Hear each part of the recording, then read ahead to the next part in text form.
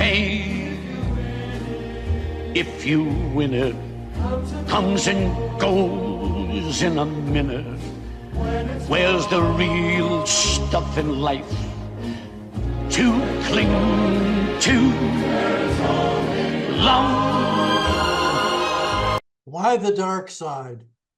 Why the dark side? That's an interesting question. I was musing with a friend the other day philosophically about it. I think that like for a lot of humans, it's almost like an evolutionary thing. Like humans like to like dark things because our evolutionariness in us from when we were cavemen, if like that's the side of the belief system you believe in, when we were cavemen, naturally attuned to want to know what are the dark and unknown things out there to protect ourselves and our loved ones. And I think that evolutionary kind of gene has grown with us, and it's now become why a lot of people, especially in my generation, with streaming, has kind of not fallen in love, but like garnered a huge interest in like true crime and like disappearances and cults and serial killers even and stuff like that.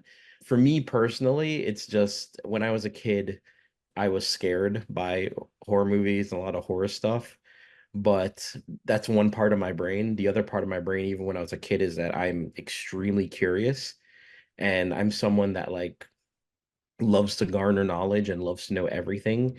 So I think that because I was so scared of horror films and horror content when I was a kid, that when I became a kind of a preteen, I wanted to know more and I wanted to kind of fall into the world a little bit and then and kind of understand like why am I afraid of this? Like what is this? Like the fear had a byproduct which was curiosity.